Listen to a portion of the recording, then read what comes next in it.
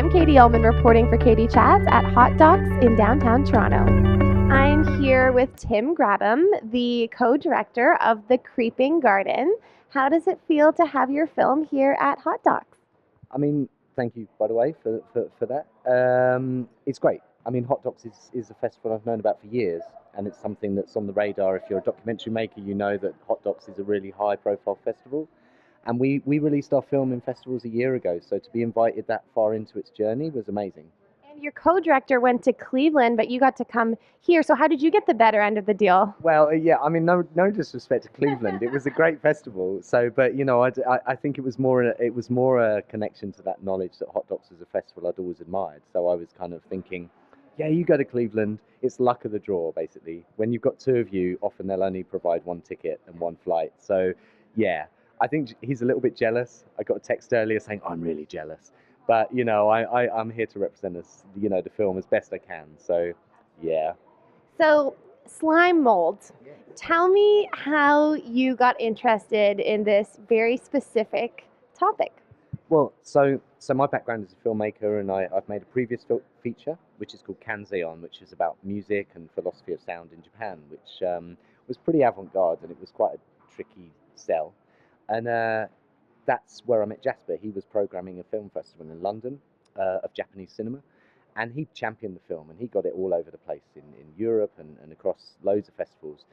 And after that sort of experience with him, he came to me and he was saying, look, you know, we've got to make a film. There's this thing called slime molds, right?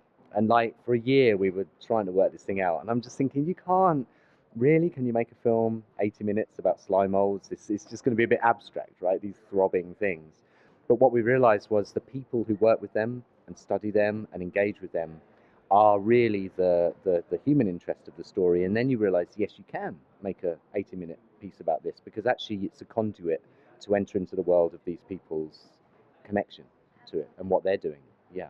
And for those who haven't seen the film yet and don't know too much about slime mold, can you talk a little bit about how sophisticated it is? Because from afar it just looks like gooey mold, but when we get up close and personal with this stuff in the film, we learn that it's actually quite sophisticated. Well, I think that's a relative term, isn't it? We do have a tendency to anthropomorphize things. So we see things do certain stuff and we sort of relate it to our own experience. So I think what it is about slime mold, which is something that was classified as a fungus for years, because it looks like one, and for all intents and purposes for people, it was a fungus, you know. It's only recently when they did DNA testing and when they could actually realize that it was very, very separate as a form of life, that it was actually sort of introduced to its own genus of life, right? But it's yeah, I mean, it has this peculiar property where it finds efficient networks. So if it's got 2 points, it will find the most efficient way to go between point A and B, and that's why it's interesting to scientists, and that's why it's interesting to town planners and transport network planners, because it's really good at finding efficient routes, and so they use it to map out. Well, they put it on a map of the Tokyo subway system, for example, and they put little oat flakes where the stations are, and they see how it grows. And they realize that when they lay out the growth of the slime mold on a map of the system that took years to develop, you know, Tokyo transport system, brilliant engineers, billions of yen, they realize, oh my God, the slime mold has replicated this almost perfectly. I mean, perfectly is a relative term as well. You know, you're talking about scale and slime mold. So, but it has these capacities that are really intriguing to scientists. And it's also something that people are using in computing to try and get some kind of biocomputer work made. Artificial intelligence is also something that these people are really, really keen on developing. And it's the sort of organism that helps them get to that point where they can create natural algorithms either by simulating the slime mold in a simulated slime mold in a computer or actually putting a real slime mold in a computer chip to control robots, which is something else we have in the film. Yeah. And you also have amazing music in this film. So can you speak a little bit to, before we were rolling, you were telling me about the process of getting the music, but tell me again. I will tell you again. Yeah. So again, this is another connection from the great Jasper. So like he was living in Japan, and he knew Jim O'Rourke from living in Japan, and Jim had done some soundtracks for like Werner Herzog's Grizzly Man, and he did some stuff for there's lots of experimental films that he did. Jim O'Rourke's music branches from between sort of folk guitar music to just noise and soundscapes and really avant-garde stuff. So that was the side of it we wanted.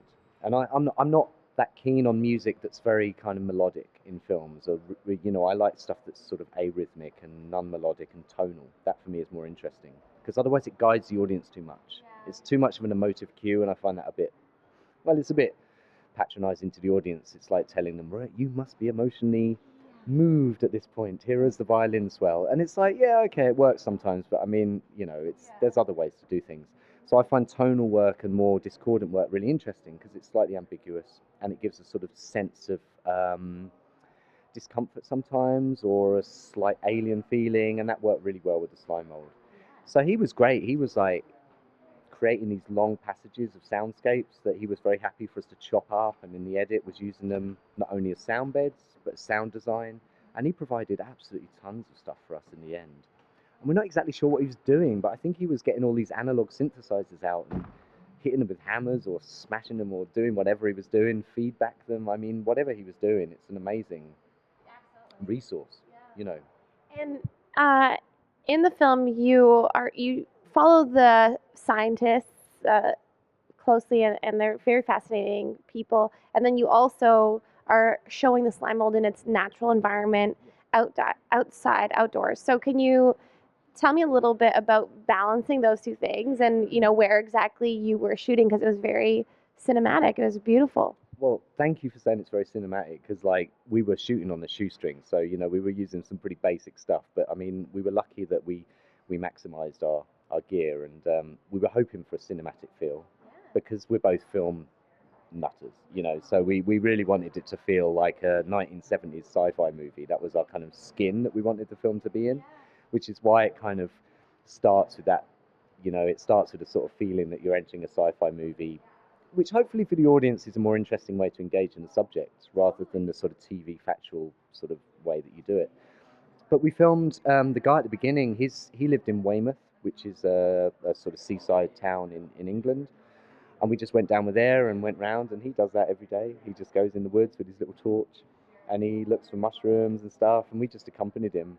And I'm there running around with the tripod sound gear thing, pretty much similar to what you've got here, slightly bigger camera, but you know, running around, plonking it down while Jasper's following him and asking him questions, and just trying to make it look really compositionally nice while staying in the moment and getting that sense of naturalism to give it that filmic quality, right?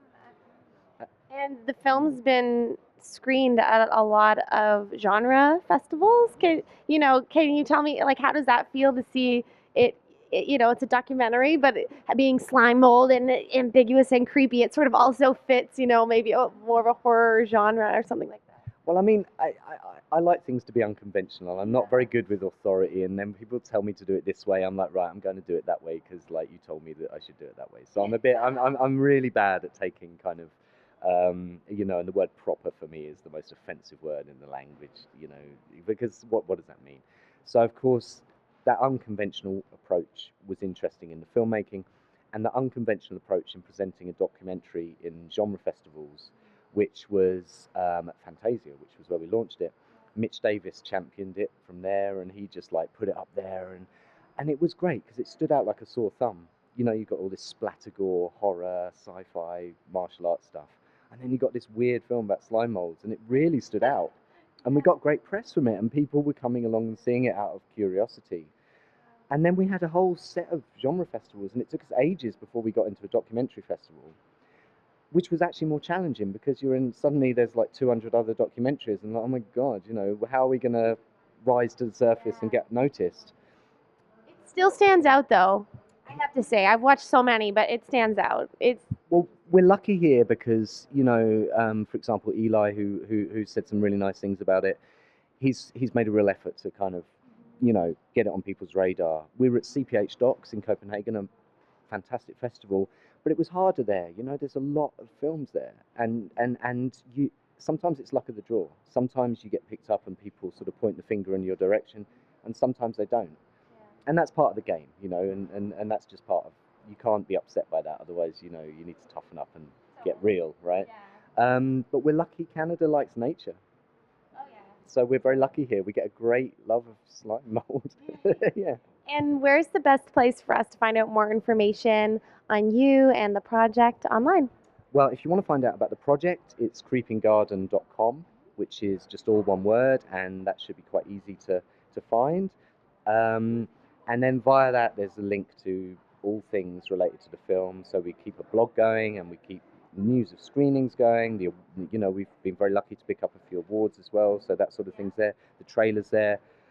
And me as a filmmaker, I kind of have my own world there. But if you enter the Creeping Garden site, you'll find your way, like a slime mold. Yeah. Well, thank you so much and congratulations. Well, thank you very much.